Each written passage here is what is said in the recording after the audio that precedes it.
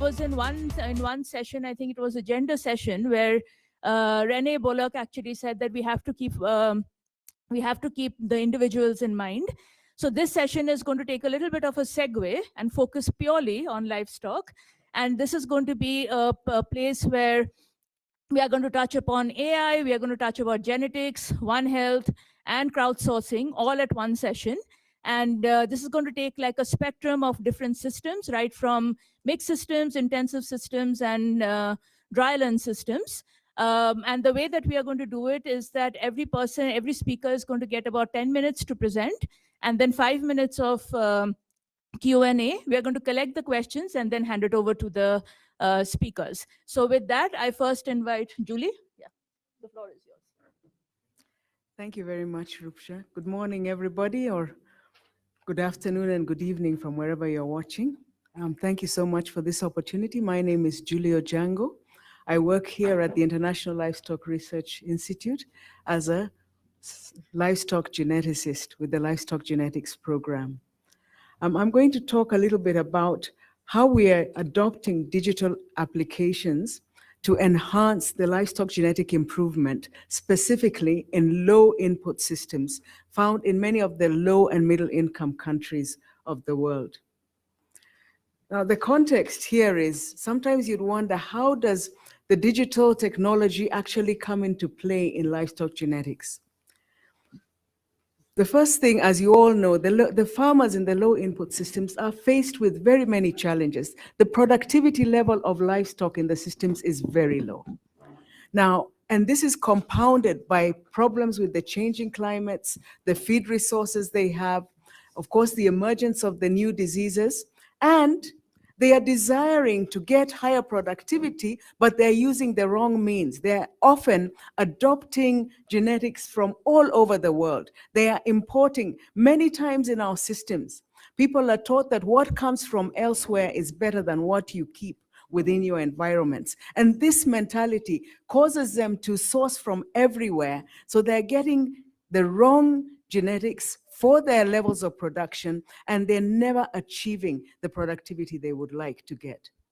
They're also influenced a lot by the sociocultural context of their systems, politics, the diversity in leadership in their areas, all these programs, everybody's bombarding information at them, so they don't achieve. They desire to achieve productivity, but they don't achieve it, and they're getting information from very many sources. Now, on the other side, we've got the advances in technologies that are coming up and things that could help make a change in their productivity, that we try to see how can we use these to harness the change that we need in these systems.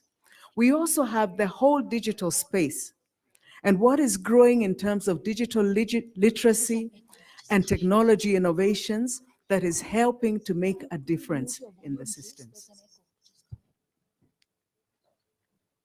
Okay, now, within the Livestock Genetics Program, we are trying to address the challenge by looking at three different strategies, right? First of all, we're using targeting, whereby we're trying to generate the evidence to help decision makers make the change.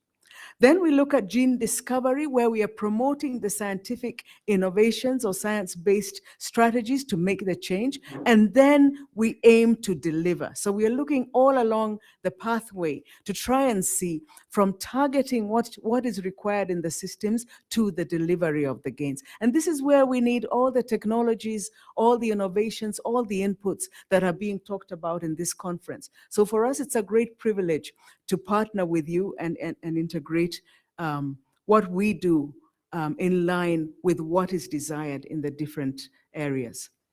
Now, one of the main products that we look at is the dairy system. Now, when we look at the dairy system, there are so many technologies that have been developed. And the challenge is, how can these be merged with genetics? Genetics is quite a complex science. How can we use whatever tools and technologies are developed to actually accelerate the genetic gain that we are looking for? Now, some of the technologies that we adopt in the digital space, we look at the digital platforms where we try to adopt and adapt what is existing and done well elsewhere to the context of the systems that we work with. If we can't contextualize it, then it's of no use. And this is why Africa, for example, has lagged behind in data for so long. We try to whole-scale take what is elsewhere and bring it to our livestock keepers, and it doesn't work. So we have adopted digital platforms.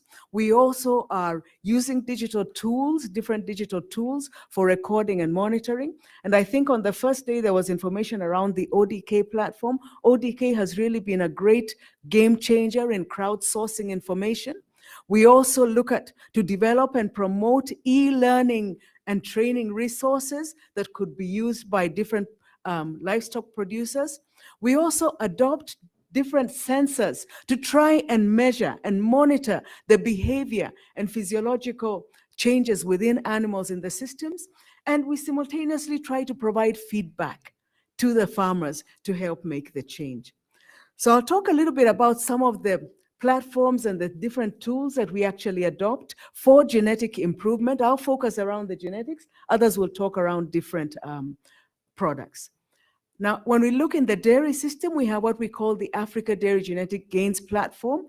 I won't go into details in this, but you can use the link there and you can get onto the platform to see some of the information we are generating.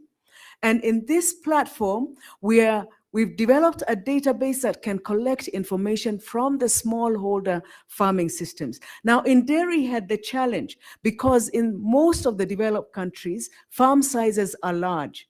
And the smallholder farmers were actually marginalized totally from the space of contributing to genetic change. And yet they were net consumers of genetic progress from elsewhere. And what was happening, we called it a genetic sink, whereby they were killing high-producing animals, like a cow that's capable of producing 30 to 40 liters of milk per day, comes to a smallholder system and is producing 5 liters. That is what we call a genetic sink. You're killing the genetics.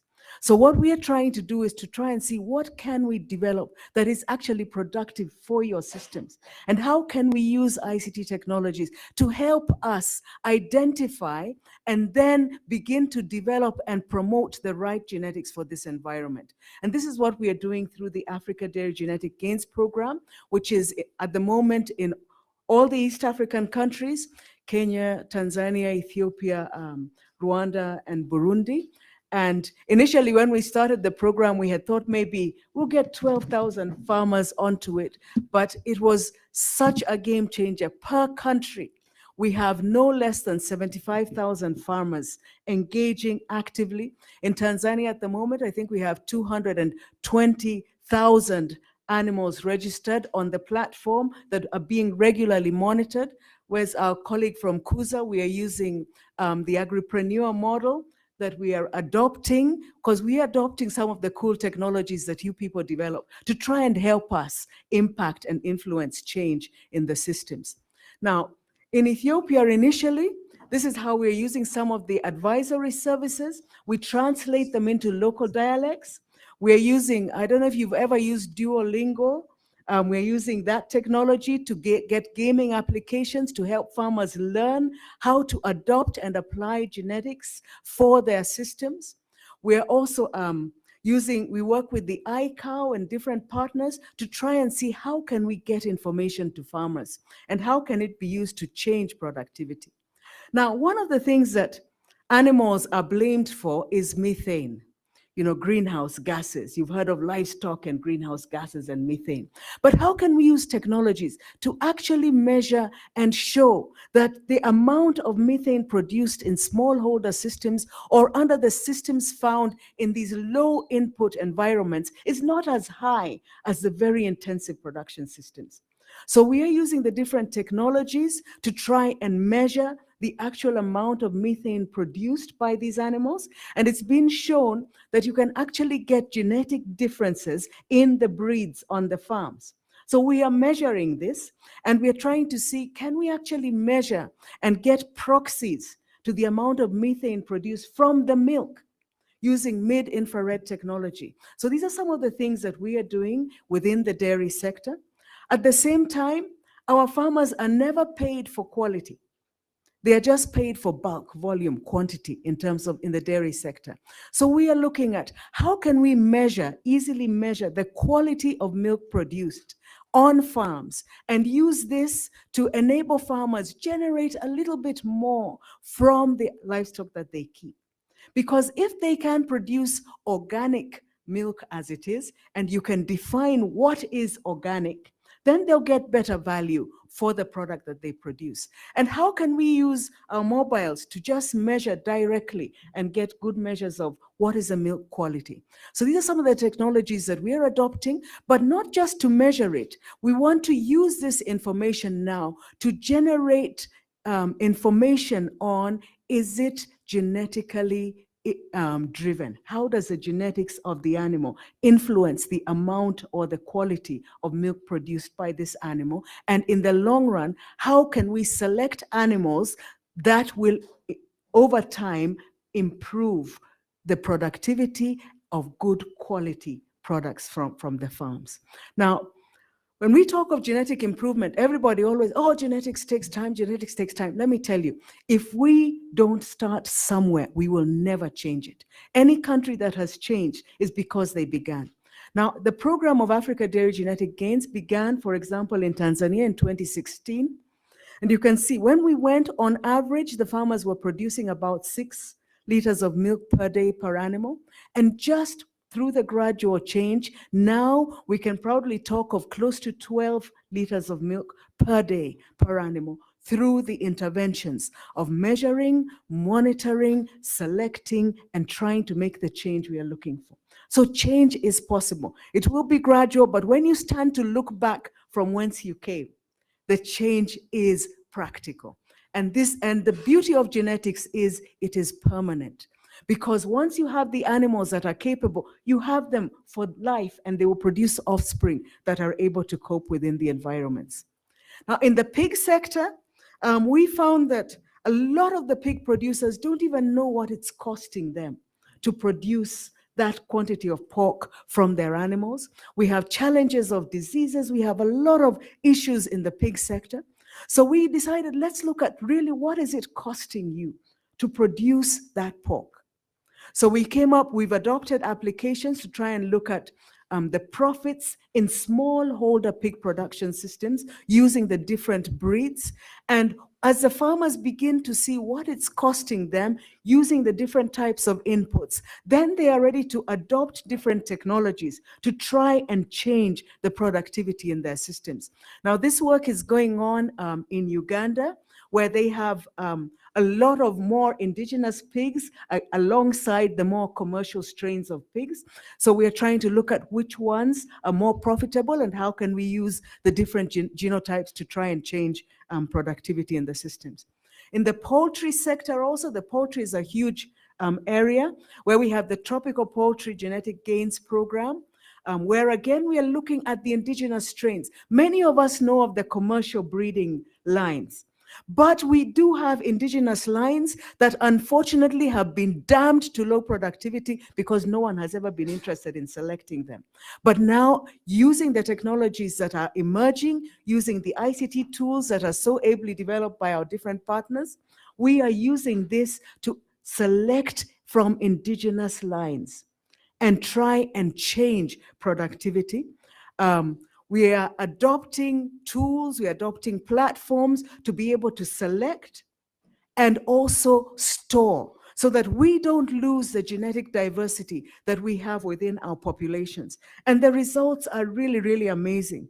When we look at what's happened in poultry, we've actually had a 200% to 300% increase in egg production from indigenous-based strains of chicken. And this is really, really, really a game changer in the sector. We've also had a change in the growth rates that we achieve from indigenous strains, not bringing in the exotic ones. We are using the technologies used for the exotic lines, but we are applying them to indigenous breeds, but it's being measured. And as we measure and the farmers are able to get better returns, then they are ready to use the technologies. So we are really thankful for all the ICT technologies for ag that are being developed, because they are helping us to accelerate the adoption of the science that we generate here at ILRI. So in conclusion, I'd like to say that the ICT technologies provide a catalytic effect in accelerating the genetic gains in livestock, even those raised in the low input systems. And not just the low input intensive, even the extensive. We are looking at the small ruminants in the pastoral production systems, and you'd be surprised at how much the pastoral keepers are ready to adopt technologies. And if we combine ICT with genomic tools and the emerging reproductive technologies, we are getting new opportunities to utilize superior, resilient, and productive indigenous-based animals within our low input systems. And this is what will change the game for our farmers. Thank you very much. Thanks a lot, Julie. We can take a couple of questions. We take the questions together so that Julie can respond. Maybe it's a quick announcement. As people are thinking of the questions, I believe there were a lot of questions virtually for Professor Kiringa in the earlier session. So you may either mail to him or feel free to use the chat window of the current session to direct your questions to Professor Kiringa. Thank you. I think Vanessa has a question.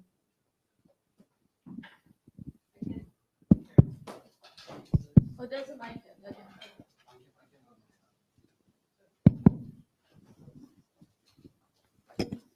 Amazing results and successes. I'm just curious where the constraints are, and a few that I think might be is how much can the owner of the poultry or livestock that you're helping make their own decisions versus you presenting the global analytics. So, is it coming to decision making at farm level? And one of the issues is availability, right? You talk about 75,000, I think you said, users, which is fantastic.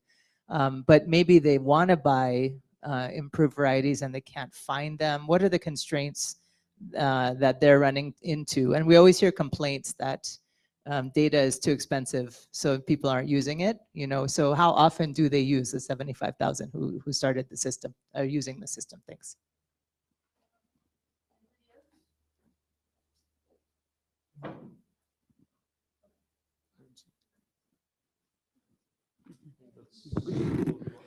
Okay, thank you very much. The question around the constraints, yes, there are several constraints in the systems, and this is where we are actually working with the agripreneur model to try and educate the farmers. One of the main challenges we have has been in capacity.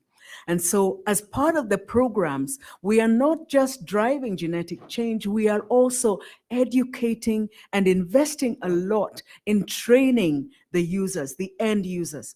And we talk of the last mile delivery. As a genetics program, we have to work with the social scientists, with the economists, and with those who are actually on the ground delivering. So that when we talk of the program, we have people, boots on the ground per se, at the moment, who are linking and talking with the farmers, so the livestock keepers make the decisions. Now, in terms of when they adopt the technologies, we can't make a decision for the farm because we are not the one who is raising the animal. So the farmers have to be brought to that point where they are ready to adopt the improved technology. So they make the decision and the choice on what they are ready to adopt. But we present them with the options. So those who are using the technology are those who have actually begun to see the impact and the influence of it on others. How do we promote this? We promote this sometimes through our partners. We use also live events and shows. We have big launches where we try to showcase and people tell their own story. If you go online, you will see a lot of YouTube videos, a lot of short clips that are demonstrating how we reach the farmers and they then make the decisions. And the problem again is in multiplication, where we have to work with national partners and institutions on the ground to help us multiply the best seed for these systems. Thank you. Thanks a lot, Julie. A big round of applause for her, please. I now invite Hung to come and talk to us about ICT for One Health.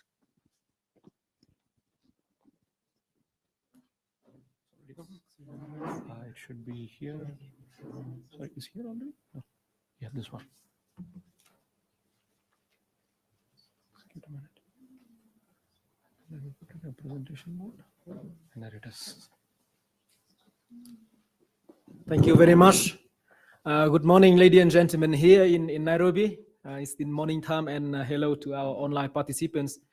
I just want to thank Ram and the organizer for inviting me for this short talk. And I was very impressed yesterday to see a full room yesterday. Today it dropped a little bit, but I suppose it is a very high quality participants of this session. But this is very interesting. Okay, so my name is Nguyen. I work for ILRI here based in Nairobi for the Animal and Human Health Program. And in the next 10 minutes or so, I will show you some example how ICT have been or be used for One Health area. So One Health is part of our program. So the first question to you, have you heard, how many people in the room, can you raise a hand if you have heard or known about One Health approach? Okay, about 10 people. So it looks like it's not very familiar concept for this group. But shortly, basically, you see that, COVID actually is zoonotic diseases. And to address this complex issue of global health linked to the pandemics, we need a One Health approach. And this is actually gaining a lot of attention recently because of COVID. But basically, in 2 words, One Health approach is a concept to bring different sectors to work together to improve the health of people, animal, and the environment. That's why we are not talking about 3 health the people, animal, and the environment, but we talked about One Health. That's the unified approach to improve the people, health, animal, and environment. And this approach really recognize the link, very close link between the animal, people, and environment health, but also need to mobilize the participation of different disciplines, in particular public health, animal health, and the environment. And for this audience, I think that most of people are from agriculture sector, so the animal health, veterinary medicine is part of this approach. And this is the concept is very much promoted by the quadripartite. Yeah, I see the UN people here, FAO people, WHO, UNEP here in Nairobi, and WA, International Organization for Animal Health. So ILRI, we have a program on One Health, and we position ourselves what we should do to contribute to the global One Health agenda. So here I show you a slide on the One Health strategy of ILRI. We developed this 2 years ago. And basically we focus on a few areas that are relevant for the One Health concept, because ILRI is working more on animal health. That's why we want to work on the epidemics and pandemics issue, zoonotic diseases. Zoonotic diseases is basically the disease jumping from animal to human, or sometimes from human to animals as well.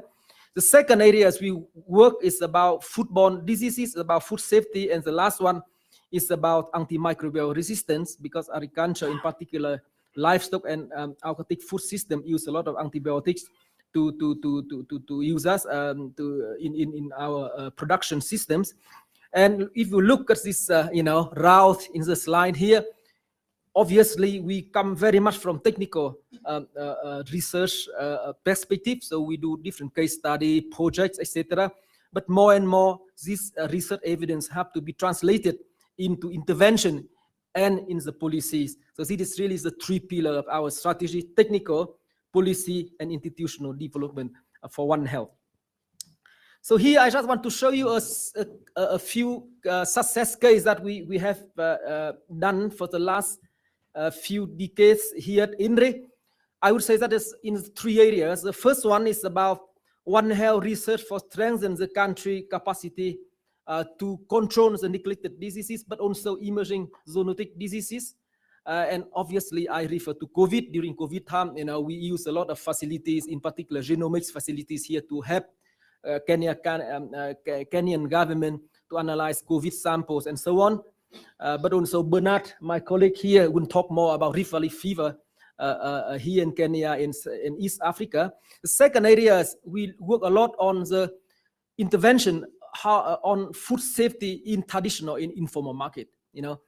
How to use One Health approach to address from public health side, but also animal health side, to improve the hygiene practices, but also reducing the level of contamination bacteria in different types of meat, pork in Vietnam, beef here in Kenya and Ethiopia, milk also, Julie talked about that sector.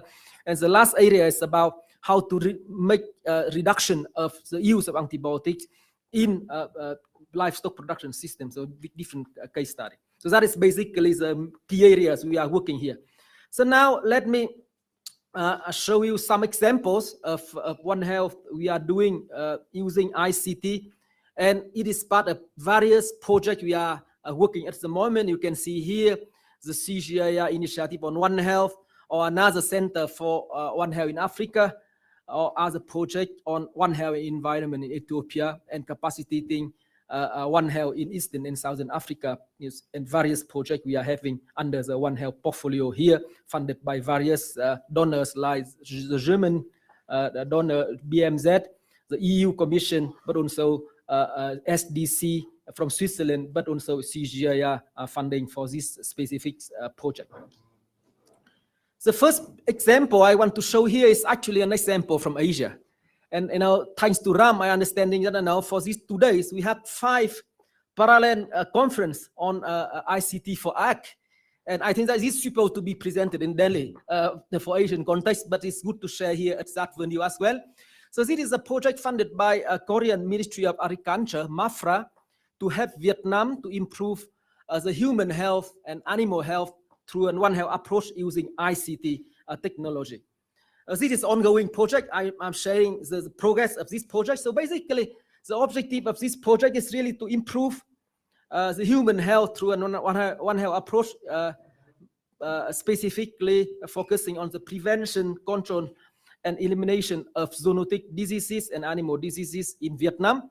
It is a bit small for you to read, but don't worry. We have basically different components, using a lot of participatory approach to engage the consultation with different stakeholders to identify the priority disease, to do surveillance and control and so on.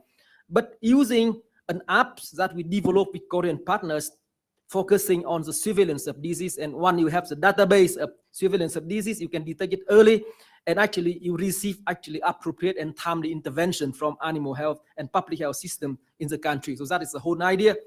And I think that's the audience, we understand very well the advantage of ICT technology for different application. And here we focus on animal and zoonotic diseases surveillance. The concept is basically to work on the 3 key group of stakeholders.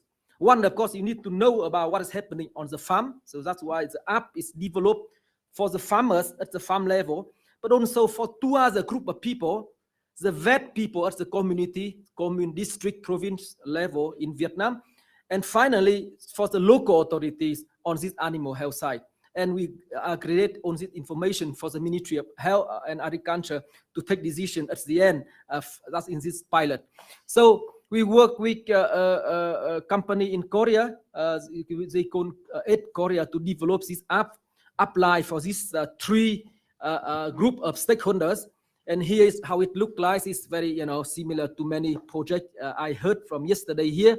So basically a tool to collect information from farmers. When farmers they see an animal sick with different symptoms, they send the photo and text that are actually sent to the local animal health workers.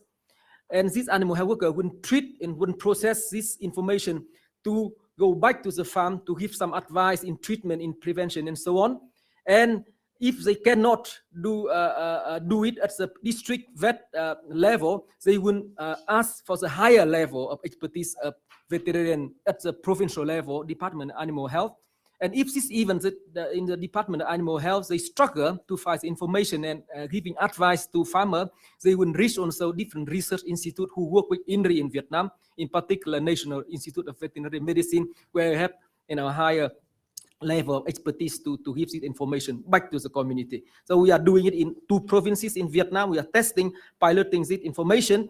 And of course, you need to know what you pilot, and that goes to the prioritization of diseases, consultation with different stakeholders, both from public health side, but also animal health side and in environment. We conducted different workshops to identify and rank the diseases priority to work. And here, for example, some early results showing that different priorities identify, for example, Asian influenza, African swine fever is very much prevalent over there, but also kind of zoonotic diseases between animal and human. Here we talked about Shikuku Swiss and also leptospirosis for some of the case. So once we define this list, so that list will be entered in the app, and we run the study over there. So that was about Vietnam. Now, here in Africa, we have some relevant examples for zoonotic diseases and antimicrobial resistance. And the first one I want to show here is, in fact, one group here at ILRI developed app. Basically, this is using the mobile surveillance for slaughterhouse to understand what is there in terms of disease and what would be the intervention for Kenya and Uganda. So I talk very much on the farm in Vietnam level. Here now we move to the slaughterhouse because it's part of the value chain. You produce animals, you slaughter animals, and you bring also to the market. This is a part of the One Health approach we are working here. So for example, here in the app was developed for Kenya and Uganda, and our colleague have piloted here in Uganda. The classic and current system at the moment is very much paper-based for slaughter health and animal health system over there. And we want to switch to bring the papers into the mobile app now to speed up the surveillance system. And the process is the app was developed already. So we train vet people who inspect the slaughterhouse in Uganda. And now these people starting using the app to collect information. So the early findings showing that, for example, the identified diseases of public health importance very much from slaughterhouse in Uganda are tuberculosis and cysticercosis.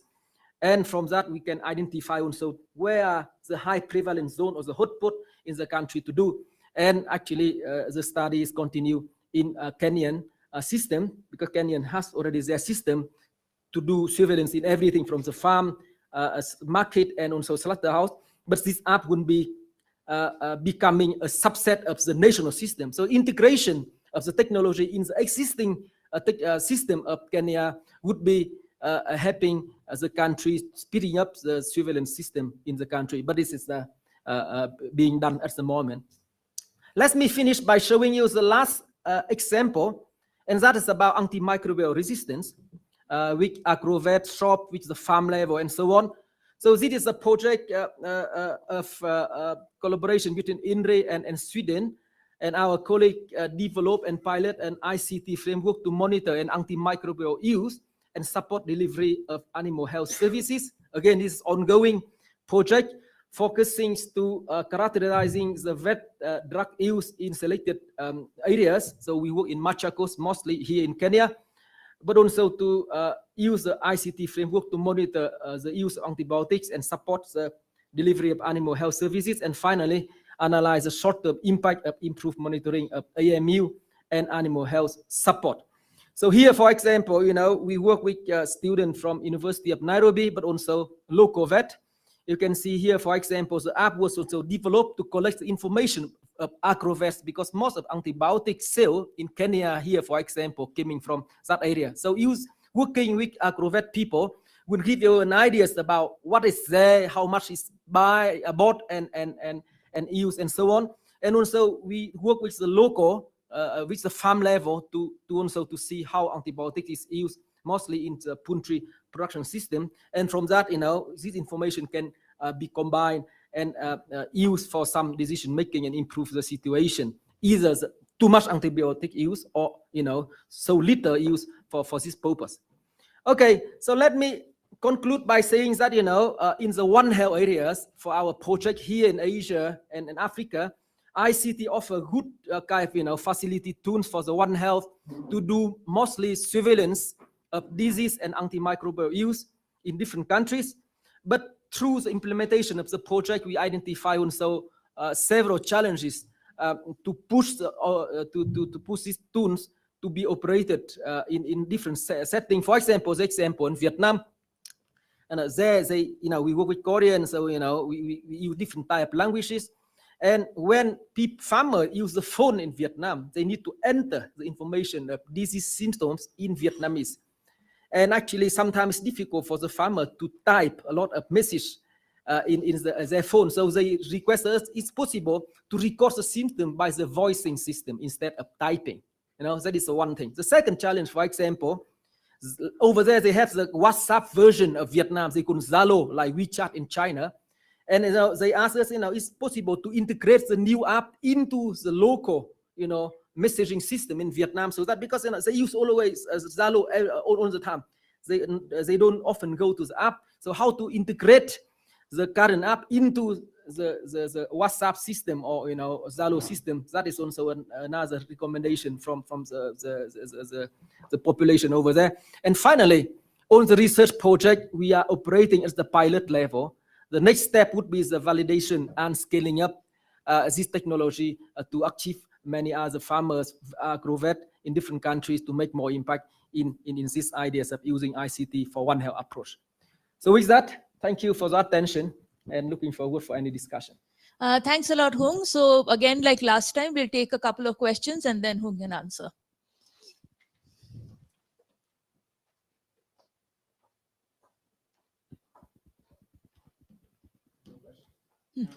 Okay, Ram, yeah, go ahead. Yeah, I think Hung, you mentioned about it. The being able to I think as a research organization, we can test, we can collect data, we can prove that it works. I think the challenge is we sort of integrating some of this into the national surveillance system. I think that's where the real impact can be created. More a comment. Yes, that is a comment, and I think that it's very true. And I just want to add also that the research perspective, and I see that sometimes the UN perspective. I look at our FAO colleague here because I was there last month attending another workshop in this direction. We often coming from very much from the research side, and is missing what is next, because the project finished and you don't really have a follow-up on that.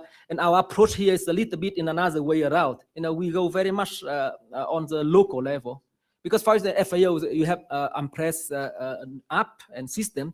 It deals with the country level, but the country level needs the data from local level to feed up, and it go to Rome afterwards to be in global.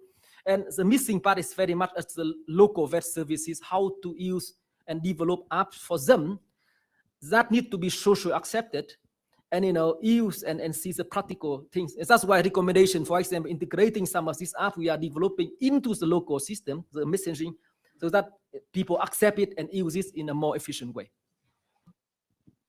Exactly. That is where we have someone like a Simon Mulva, who's from ILRI. I was very keen that he should sit and listen to all the different ILRI presentations that we are making. So thank you. Great presentation, buddy.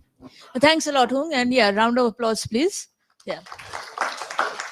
Next, we have Bernard Bett carrying on with still with diseases, but interestingly using machine learning for modeling of Rift Valley disease.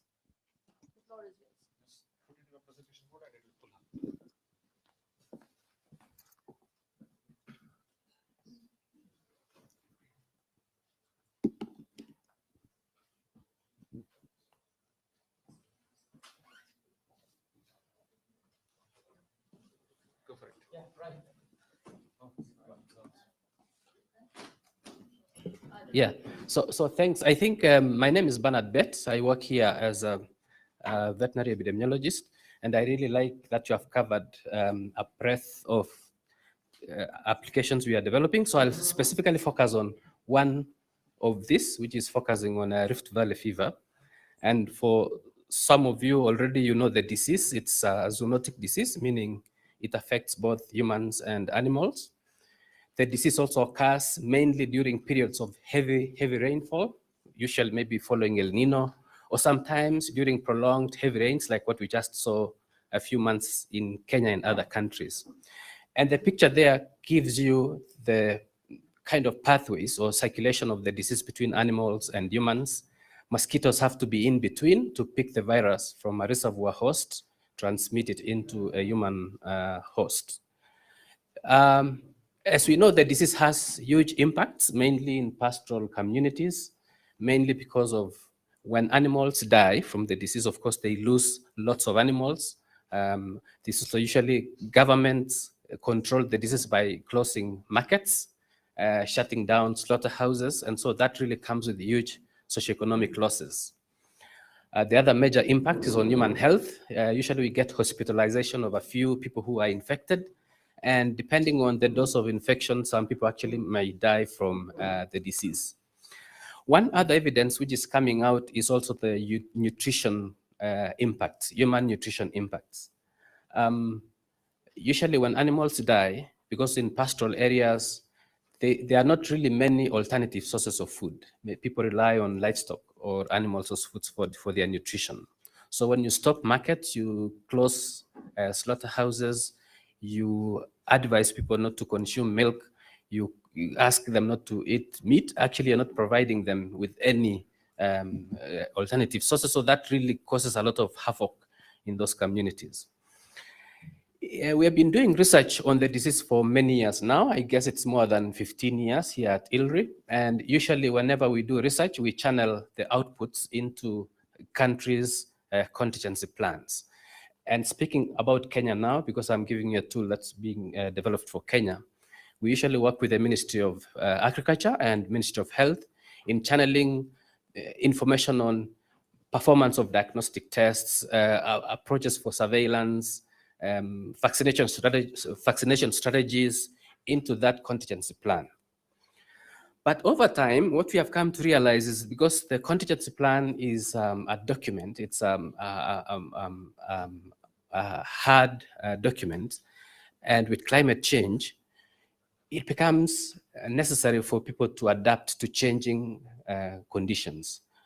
The disease has become a moving target because of changing weather patterns, and you really need ICT tools to help track the changes in climate conditions and hence identify regions in the country that requires higher focus because of increasing risk.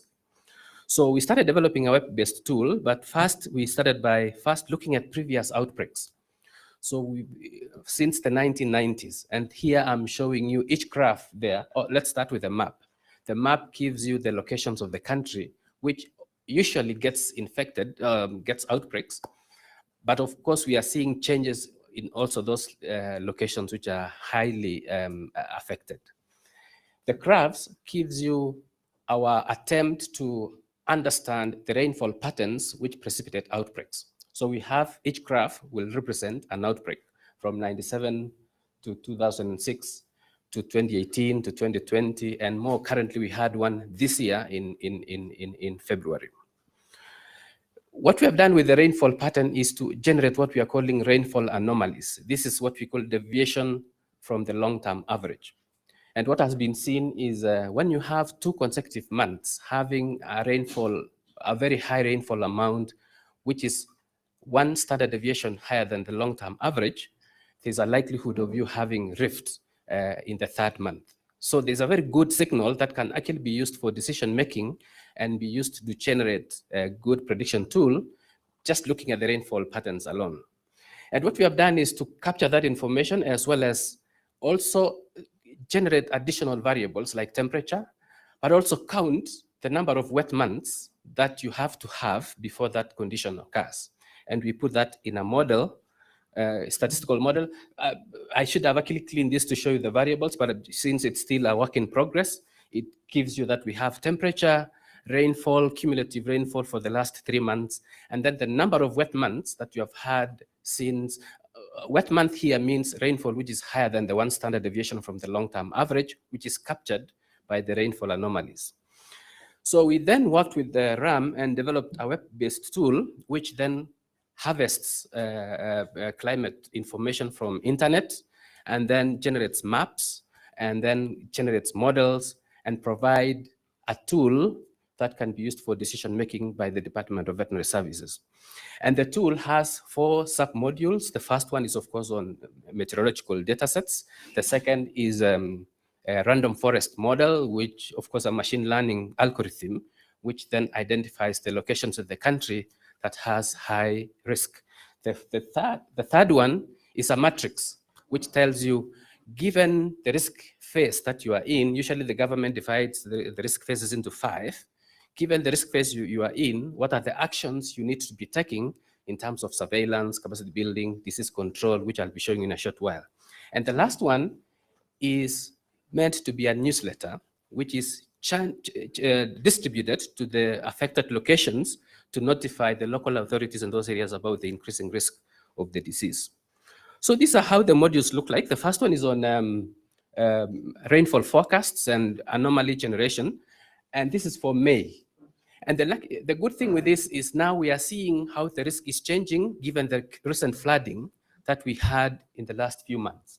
And you can see some counties in the country that are now having an increased risk of seeing the disease. Apparently, yesterday night, I got a mail from one of the government officers saying now they are reporting, reports of increased abortion cases in one of the counties, which they need to go and confirm.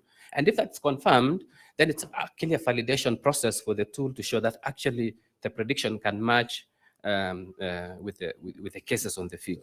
So we are now on high alert for at least 3 counties, such Samburu, Kajiado, and Makueni.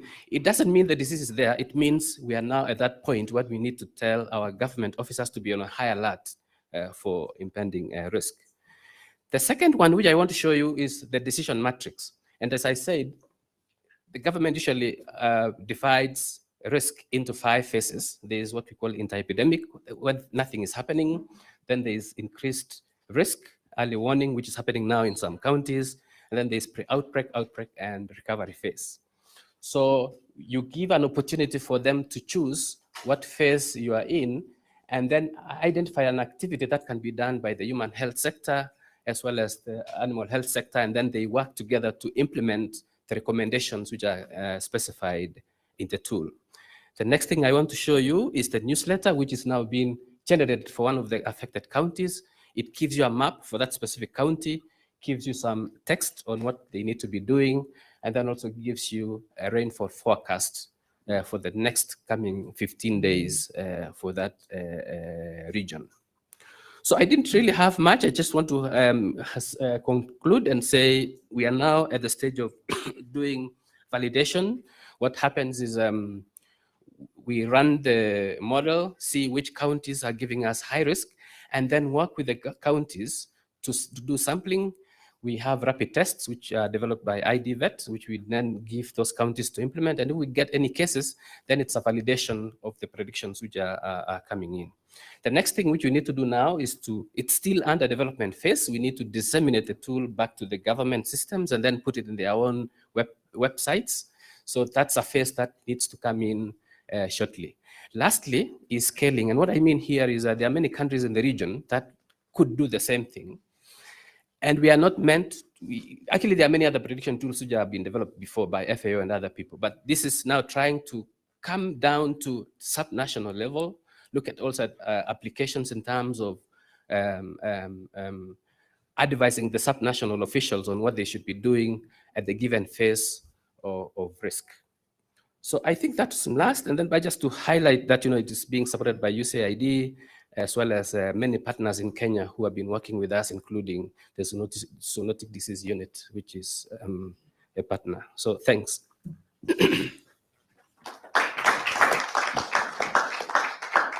Thanks a lot, Ben, for that very interesting presentation. Questions? Yeah, I can see one hand there. Yeah, go ahead. Thank you so much, Bett, for that presentation. It's very interesting to see that we are using AI and machine learning in what we are doing in the agriculture sector. Now, just a question on the same. In the process of modeling, have you considered using other data variables apart from the climatic and weather variables? Like maybe agroecological zones, land cover, land types, and some other variables? Thank you. Thank you. Go ahead. I also appreciate the presentation done by Bett. For the sake of records, my name is Jose Kikwea. I work for the National Library of Kenya. And mine is not really a question, but a recommendation or a request of partnership as a National Library of Kenya. And you mentioned about your second steps about dissemination. And that's where we come in as a National Library. Currently, we have a newly developed system called a virtual library.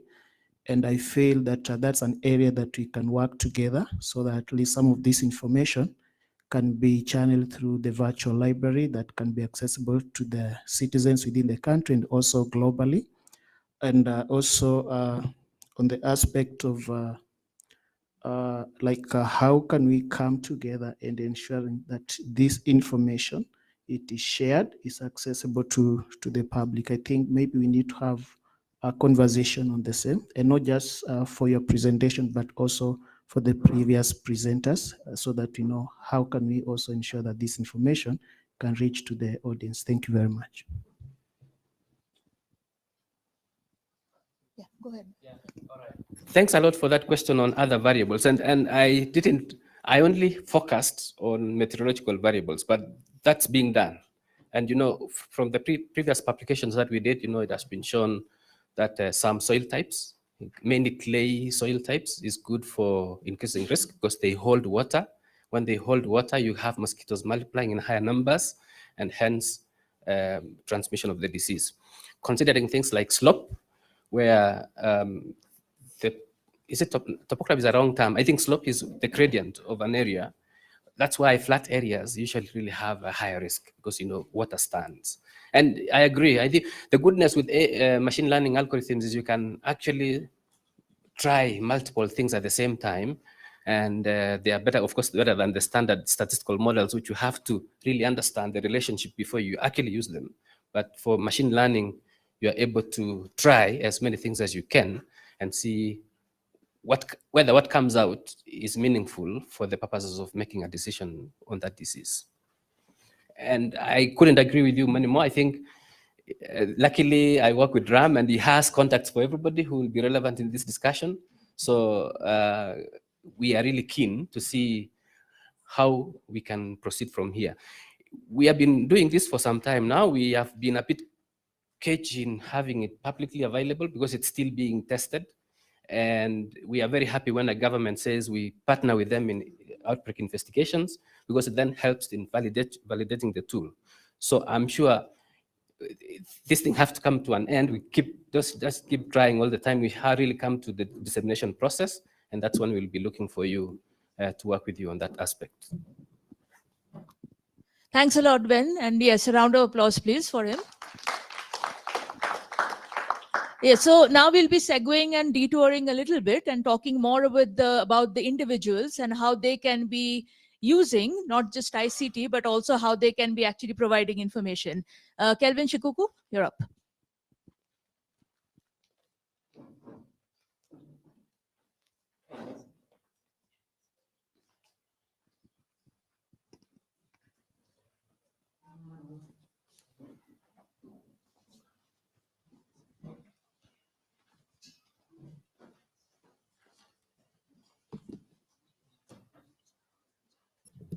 Okay. Yep. Yeah, morning, everyone. My name is Kelvin Shikuku. Yeah, I want to shift focus a little bit to the drylands and talk to you about some of the work we are doing there with digital innovations. I am an economist with ILRI, and so I have the pleasure to really be speaking to you here today. The approach that I want to talk to you about is called CASNet. CASNet is the application, but we also tend to look at this really as an approach, right? An approach that is enabled through a digital application, but you will see that it's really beyond the application, right? So it has several other components. It's also work that is being done by many others. Some of them are in the room, Rupsha, for example, and Ambica. And so I think I also want to acknowledge them here. Let's see, I mean, all this kind of, there's a motivation behind it, right? I mean, when we started to think about this approach, we wanted to see whether really it was possible for us to be able to use crowdsourcing approaches to monitor indicators, but also to monitor shocks in remote setups in pastoralist and agro-pastoralist areas, and see how those were being transmitted to households. But why is that important? I mean, we know that agri-food systems are increasingly facing climatic shocks, but also we've heard about diseases, market shocks, etc.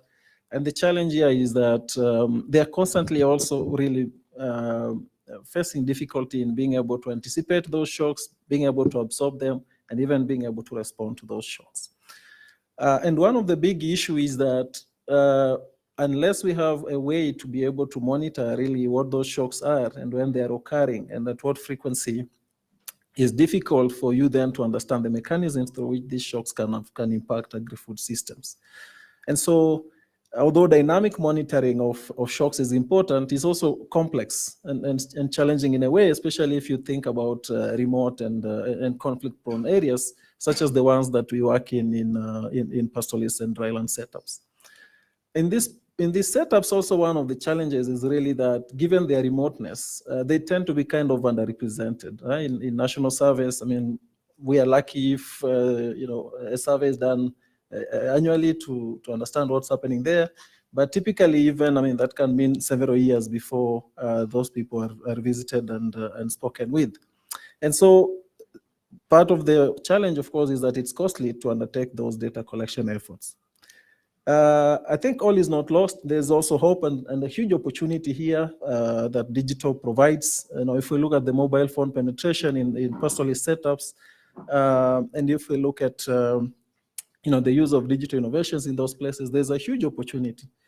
But also, if we started working with communities in ways that they can help us to collect the information as collaborators and not really the people that we can think that we've hired them, right? So in a way that we can collaborate with them. That can crowd in trust in the information that is coming from the drylands, but also gives us an opportunity really to tap into the indigenous knowledge that exists in those places. Now, what is important, and I think a question about dissemination also arose, is it's not just enough for us to extract information from these setups. We also have to think about how such information can be disseminated back to communities so that they can use that to make decisions, change behavior, etc. So that's exactly why the motivation behind CASNet. Now, I have this it's the only graph that you see in my statistical graph that you see in this presentation. The intention here is for you to see some of the coping strategies that communities and households are using in these remote setups.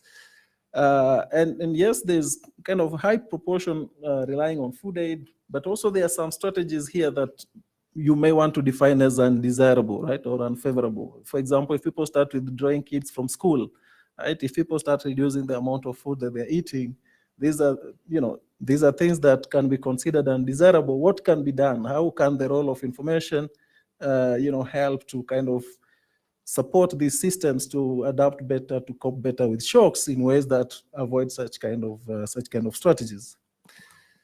So I just wanted to highlight some of the feedback we've received so far from our national stakeholders in Kenya, but also in other setups who see CASNet as and we see it that way as well, as an adaptation decision support tool because of the strength it has in the dynamic monitoring of shocks in a way that can actually then inform early warning and spatial reaction as well, and can be a platform for disseminating climate information services. But what is it, right? What is this CASNet? So CASNet is a digital platform, as I mentioned, for crowdsourcing data in remote setup. At the moment, we apply it in the drylands, but actually it has greater flexibility to be applied in other systems as well. It's open source platform. It has three important components. One is kind of what we call here front end, which is basically the mobile app where people can access the tasks and therefore be able to collect the data. But then at the back end, we manage the tasks. So for example, we allocate the different tasks to what we are calling here contributors, but we can also be able to track submissions and do validations as well. The third important component is the dissemination part. So as I mentioned, it's important not just to extract information, but also to disseminate that back to the end users, and CASNet has that feature as well.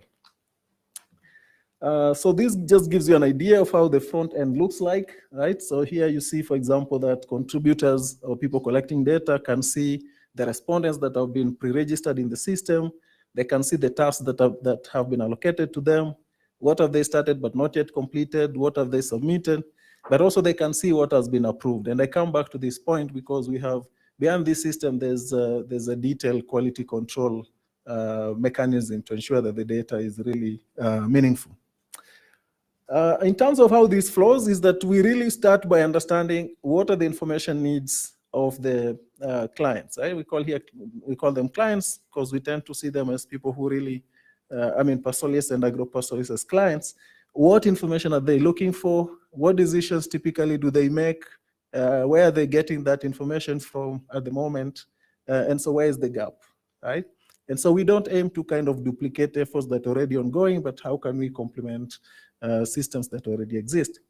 Now, once we identify those gaps, we develop what we are calling tasks. These are very short kind of surveys with very specific questions that respond to the information needs. And then the contributors can therefore be able to access those tasks so they can start collecting data. We validate the data and process that, again, in response to the client needs. And then the data is disseminated back to the clients for decision making, but also because there's a reward system tied to the CASNet platform, that the process data also kind of determines who receives what, okay? Based on the work that they've done. Here, just to let you know where, the coverage we have at the moment in Kenya, we are working in 3 counties, that is Samburu, Marsabit, and Isiolo, covering about 15 or 16 markets, working with about 24 contributors, and also monitoring about 144 households. I must say that, the frequency here is weekly. So these households, these markets are being monitored every week, so quite high frequency. And we monitor rangelands as well. I'll come back to the rangelands in a little while.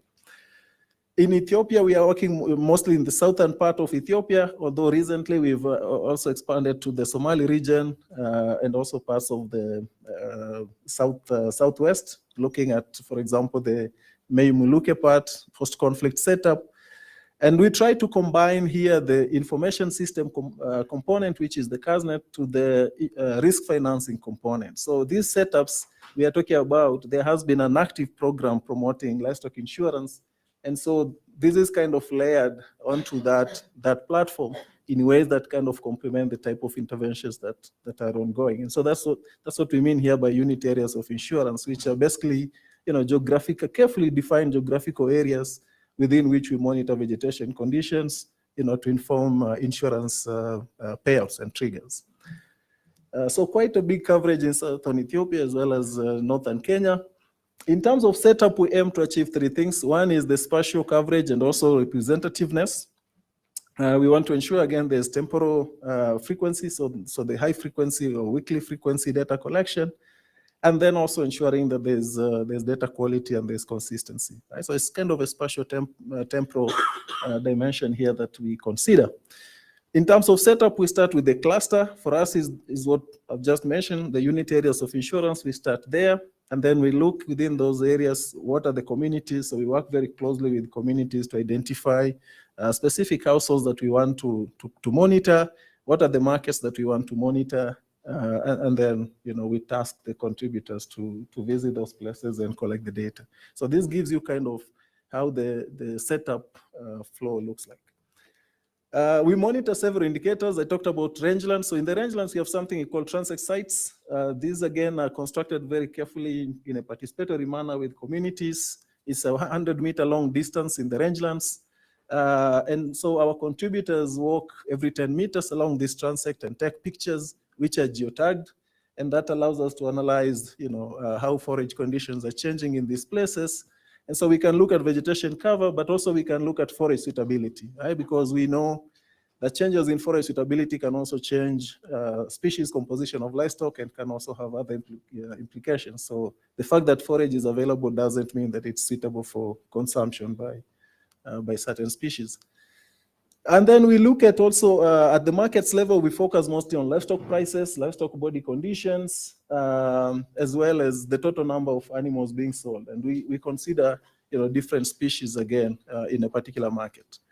At household level, we are interested to understand what are the household doing in terms of their coping strategies, their food consumption patterns, etc., because we want to see how these shocks ultimately get transmitted to the households. And so it's important that we don't leave out the household component, even though we know that the effects are mostly coming through the rangelands and the markets.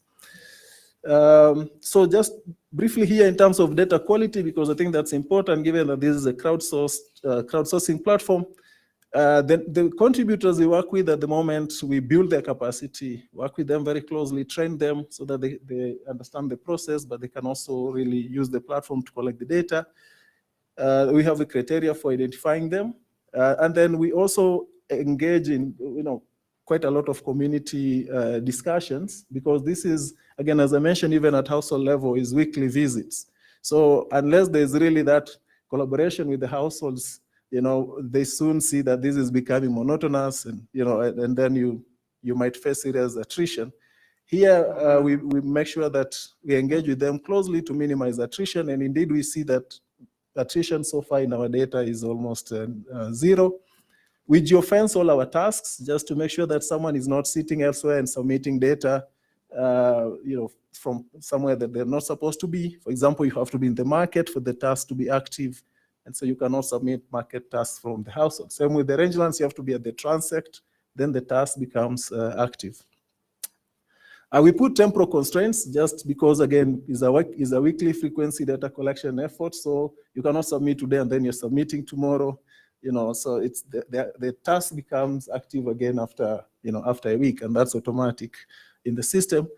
We have a reward system behind it just to motivate data submissions and to ensure that people can actually have, for example, bundles to be able to submit the tasks. And then we put other constraints in the system. For example, extreme values of prices and things like those would automatically not be accepted. And then we have also people who manually check the data just to ensure that is consistent. And lastly, as I mentioned, we take pictures at the rangeland level, but also even in the markets, we take pictures of the animals. This is an example here, just to let us know what exactly is the species that you are submitting data for. And so you can't, for example, be submitting data for camel when you're actually talking about a goat, right? So we also rely on photographic evidence to ensure this quality of data. I talked about dissemination. At the moment, we are working with about 400 pastoralist producer and marketing groups in these 3 counties of Samburu, Marsabit, and Isiolo. The idea here is that they receive information on CASNet app, so it summarizes this, the data being collected in very easy to understand dashboards, right? So very simple graphs that people can understand, and that's disseminated back through the digital platform. We have built the capacity. For example, this picture you see, that's our team of contributors working with the pastoralists to make sure that they can interpret the data, they know what those trends mean, etc. Because they get to see not only what's happening in the area, but also what's happening in other places, so they can compare trends. So there's a capacity building aspect there, in terms of making sure users can use the data. And then, because a question that you may want to ask is that what is the penetration of digital, of smartphones in those areas? It's not that high, yeah. So we figured that constraint, and for us to address it, we try to combine kind of social learning and digital innovation to accelerate the diffusion of information. So again, going back to that picture, you see that it's a group.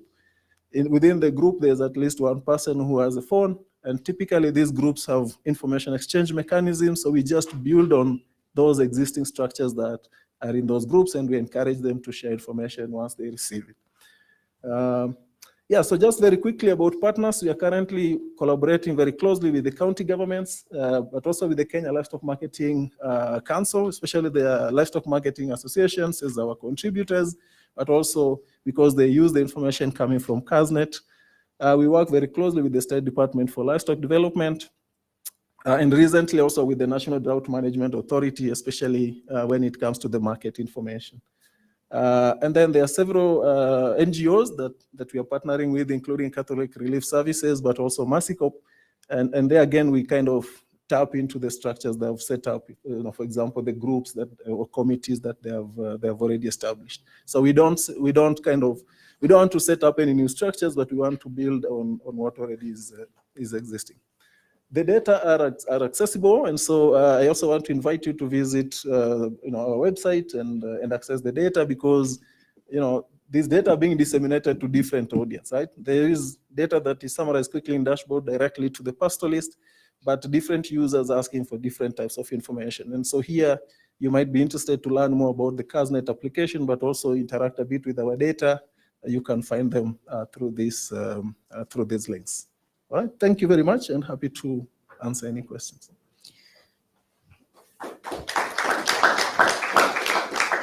Thanks, Kelvin. So in the interest of time, maybe we'll take 1 or 2 questions and please keep them as precise as possible. Yeah. Yes. Thank you, Kevin. Very clear and interesting. In terms of quality data, how do you deal with households that are migrating due to conflict, due to the fragile nature of these areas? Yeah. Any other? Okay. Probably you can just answer. Okay. Yeah, thanks, Felix. I think that's an extremely important question, because in this setup, most of the respondents here are migrating, right? What we do is that we have 2 kinds of camps, so we call them, right? So we have something we call like satellite camp, and we have a base camp in typically these places. And the satellite camp is a place that people would migrate to when shocks kind of occur, right? Like a drought or other shocks. A satellite base camp is where they kind of tend to be permanently settled. So when we are setting up CASNet, we recruit our households at the base camp, just to try and minimize the likelihood that we go there and we don't find them, because that would otherwise affect the panel data structure that we are aiming for here. I must say that so far, even though some of our sites are really in conflict-prone or post-conflict setups, we haven't seen quite a lot of households dropping out due to migration. Before, also, we had kind of a protocol that would help us replace, households in the event that they migrate. But so far, we haven't encountered such a major issue around migration. Yeah, but that's partly because we incorporate it in the protocol and avoid recruiting from satellite camps, instead focusing on the base camps. Yeah. Okay, I think with that, thank you very much, Kelvin. Yeah. So with this, like last but not the least, I call upon Ambica Paliwal to actually show us that how we can maximize the use of satellites for sustainable livestock management in Africa.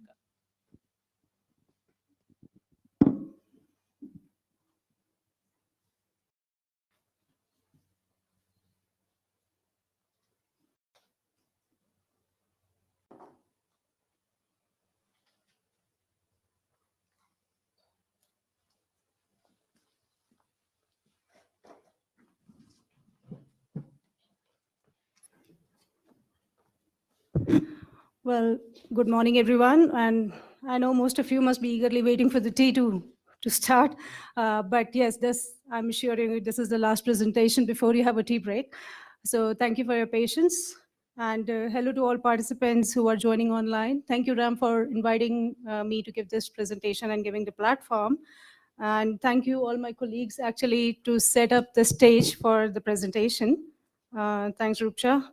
So ICTforAg would not be completed if people are not talking about satellite technology. So here I am. I'll be talking about harnessing satellite technology in sustainable livestock management in Africa. So basically, first of all, taking you from this room to the space. So basically, in terms of looking at the rangelands from the world, as you can see, globally, Africa has most of the rangelands. It's like 30% of the sub-Saharan Africa is covered by grazing lands. And then if you see this map for the livestock in density, as you can see, South Asia and Africa, especially sub-Saharan Africa, has a high livestock density. So basically, the entire objective of ILRI is to work on the livestock aspects. And we actually work on these kind of different challenges, which is environment, like different challenges. I'll go one by one, which is like environmental challenge, which is frequent droughts as we experiencing, and these days floods. Animal health, like as my colleague Bernard, he talked about disease outbreaks, especially Rift Valley fever is one of them. And then the challenge is limited veterinary services. Land degradation is one of the important challenge. Socioeconomic factors, poverty is one of the important challenge that we are facing, and then infrastructure and market accesses. Like we have very poor infrastructure and lack of market information, which actually my colleague Kelvin also talked about in terms of CASNet. So to actually combat these challenges, International Livestock Research Institute work, and these are the different geographic presence we work on. I would not walk you through different names of the countries, but this is, we are present. And there are different applications of satellite technology in general, like for example, ensuring the animal welfare through GPS tagging. This is one of the study. I will not go through all the studies which you have been doing, but I would like to give you some of the case studies which will come later. So one of the geotagging study which I'm actually working with Ram on in the Kapiti Reserve, where we are talking about how geotagging can help us ensure the individual health intervention. And then how can we utilize the weather forecasts for the livestock management, and how satellite technology can also help in early detection of natural disasters. Now, some of the work which we are actually doing at International Livestock Research Institute is we are looking at the forage availability and quality. We are looking at what are the different indicators for identifying the health of the rangeland. We are also working on invasive species mapping because rangeland health is it's a very important parameter to identify whether the rangeland is healthy or not. We are looking at the impact of the overgrazing and also looking at the areas where overgrazing is happening. And we are also checking about livestock disease mapping, which also Bernard talked about. Now I will take you through two case studies which we are actually working in Kenya. And yesterday, our important delegate Boniface from World Bank, he mentioned that farmers and pastoralists need services and not the data.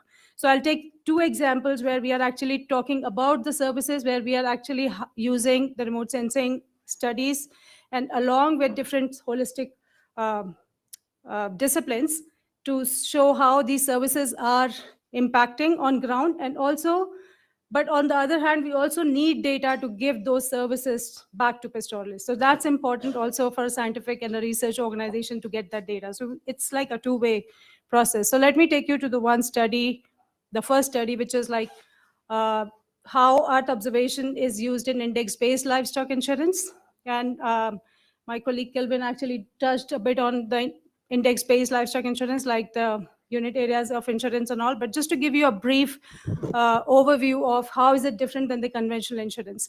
So in the conventional insurance, whenever there's a loss, then the claim happens, and then the policy holder actually claims the insurance company, and then the insurance company verifies the losses, and that's when the indemnity is paid.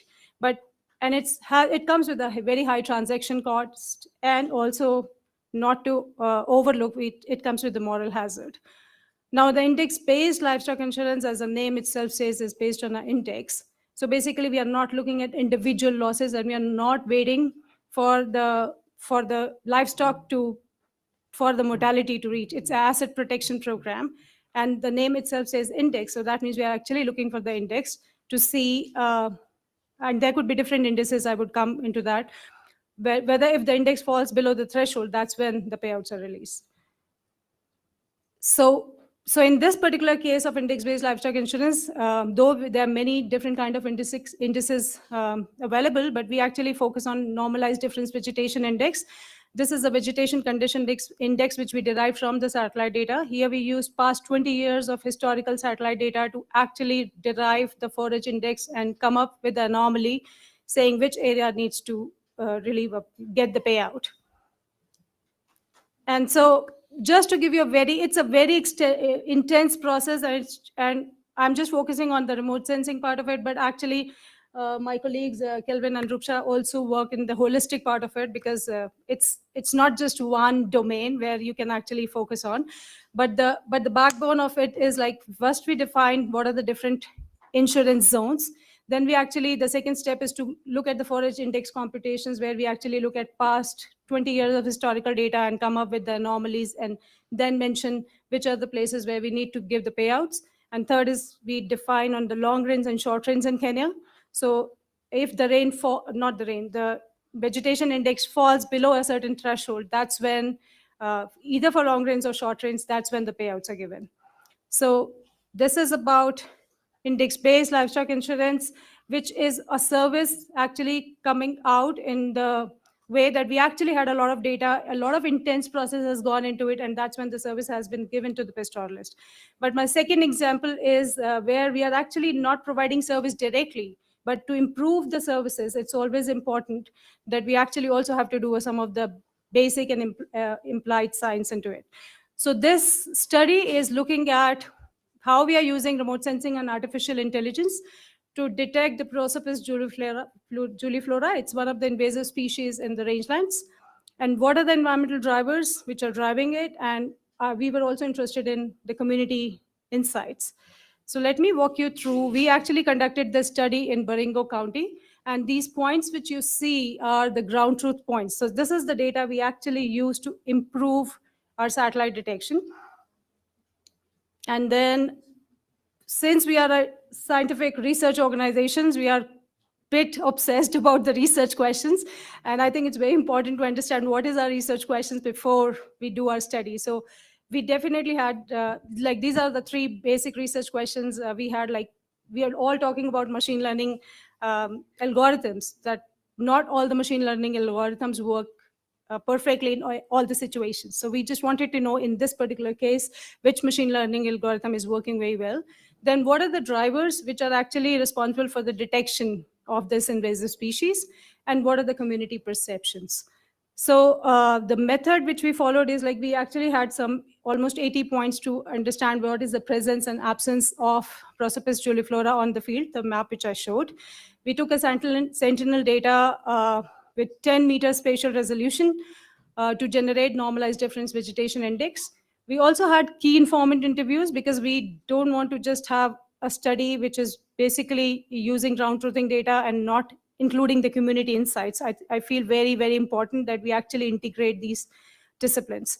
And then we use different data variables. I think one of the participants asked about different kind of variables to be used in different algorithms. So these are the basic. We actually broke down these variables further, but these are the variables which we talked about, like we discussed, and we felt that these are important variables which are driving the detection of Prosopis juliflora. So elevation is one. We use slope. We use temperature, which has three different variables, which is minimum, maximum, diurnal temperatures. We used rainfall for long rains, short rains, and dry periods. We use soil information. We had different variables of soil. I'm not going into those details. Distance to water bodies. We used land cover information and normalized difference vegetation index. So considering all these different variables, we actually generated 3 different kinds of machine learning algorithms. I would not walk you through this equation, but it's more about looking at the regression analysis and looking at all these 3 different machine learning algorithms. And we actually quantified that which algorithm is actually doing better. And in this particular case, we realized that random forest is doing better and gave us 95% accuracy. So I won't go into details of this, but looking at different variables, the important variable which actually came from our analysis, which is helping us in detecting the invasive species, is NDVI, which is normalized difference vegetation index. It's basically a vegetation index of February month. So we took the vegetation index for each month to understand which is contributing most to the presence of the species. So in this case, February month, along with precipitation and elevation, turned out to be an important variable which is responsible for helping us to detect the presence of invasive species. Also talking about community perceptions, it was very interesting. People did say that, yes, it's invading our grazing lands, but they also pointed out that we are actually receiving a lot of benefits from the species, like especially in terms of fuel wood. So it's not that we completely ignore that it's an invasive species. Yes, it is, and we have to take the important management strategies to understand. And also there's a lot of policy implications, but we cannot deny that there are also some benefits which community is deriving from it. So with this 2 case studies, we are actually working on a lot more, but due to time limitation, I would like to specifically focus on these 2. And so we are working on this big data on livestock and integrating artificial intelligence and machine learning along with near real-time satellite technology. I know this picture has, most of my colleagues have shown, this is like a favorite picture of ILRI. And with this, I would like to thank you all for your attention.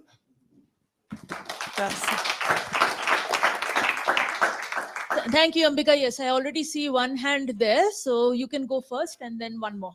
Yeah. Thank you so much for that presentation. I understand about the index-based insurance, but from a crop insurance perspective. But when it comes to livestock, you talked about unit areas of insurance, which I think even Shikuku talked about it. And when it comes to livestock, when you see these unit areas of insurance, what happens if those herders or those pastoralists in that unit of areas of insurance feel like we are getting less of forage or pasture, then they move to another unit area of insurance. When it comes to the process of payouts or compensation, what happens in that in that event? Another thing is the CASNet tool that Shikuku talked about. To me, it looks like a real-time monitoring tool. And is it being used only in the CASNet, ecosystem, or is it also used probably in the tracking, forage and all that to give out, real-time validation data, and also in the Rift Valley fever model that you're using? Are you also using CASNet? Because I see it as a tool that can be used in different sectors. Thank you. Thank you. Well, We'll just wait with this. Is there anyone else? let me first, otherwise, I think there were 3 questions and There one were, yes, question. actually 3 questions. So we'll just stick So with let- y'all. If others have, please go Yeah. bilaterally to the speakers. Yeah. Well, thank you for the question. I understand your perspectives from the crop insurance as compared to the livestock insurance. So the crops are basically not moving. They're actually sedentary. So it's easier to make the insurance units and then define the payouts. But in case of livestock, they are mobile. So that's one of the challenge with us. So here, this is the slide which you see, number A, insurance zone delineation. So we cannot just delineate the zones on the basis of where you register your livestock from, because livestock are mobile. As you said, if the forage is not good here, they might move to the other side. In that case, we actually come up with the participatory exercise, and that's when we call it as step 1, because here we actually call community and representatives of that area, and we make zones on the basis of understanding of how the livestock migration is happening. So we take into account that the livestock are migrating from this area to that area, and that's the zone, and that's why we need participatory mapping here to understand the zones. And so that's why the zones are quite large. And in that situation, we have to compromise on some of the aspects which brings the heterogeneous vegetation into one zone. So it's like a blessing in disguise, where we are actually looking at the larger zones and coming up with one average value, but at the same time, we cannot make it small because they're moving everywhere. So that is one thing. Another told about CASNet that are we actually using? Yes. So when Kelvin mentioned about unit area of insurance, that's the unit area of insurance the Sentinel sites are. And when we are collecting data on in different unit areas of insurance, there's also a method in one of the questionnaire which talks about data collection at every 10 meters on a transect. So that's where we are actually taking pictures to understand what is the forage quality at that particular place. And then we are still into that process to link that photographs on the ground from the satellites to understand, are we getting enough validation of the satellite data which we are doing for the livestock insurance payouts, which we are calculating from space, validating the ones which we are collecting from the ground. So that is one, and I'm forgetting your last question. Yeah, so Rift Valley fever, we have been in talks with Bernard to talk about integrating more variables actually into it. So that's, yeah, still in the process, I would say. But yeah, this is all I can say. Okay, I think thank you very much, Ambica. And yes, a big round of applause. Thank you. Yeah, so we would end this session by, I think, through all the presentations, one or couple of common parameters that has come up is validation, scaling, and partnership. I think these are the three main things that has come out as across the board. We are a research organization, so we cannot work on innovations alone. We need to work with partners. There is the government, there is World Bank, there is private sector, there's everybody. So we invite you, come and work with us specifically for livestock and specifically for the drylands. Thank you very much. With that, please go for your tea break. I've been instructed by Ram that everybody comes back by 11:45.